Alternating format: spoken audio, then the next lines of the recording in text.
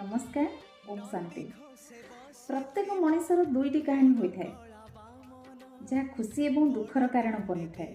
प्रथम विषय से समस्त को कहवाक भल पाए, द्वितीयटी ता जीवन में न आसु बोली से भावी थाए। एथिपाई आपण हूँ बा मु बा आमे समस्ते निज भितर को जाए सचोटतार प्रयास रे निजर कहानी को बदलैबा उचित।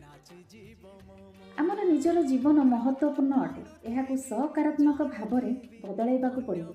कारण दुख समय ज्ञान देला बेला एक रु अनेक आसवे, किंतु साथ देला बेला बहुत कम आसी था।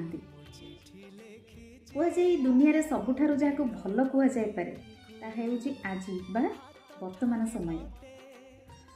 मन रखंतु कि काली तो कहाँ पाई आसी न थाए, बरं आसुथिबा काली मध्य जहाँ आमे आजी करूछंती ताहा ऊपर ही आधारित होइथाए।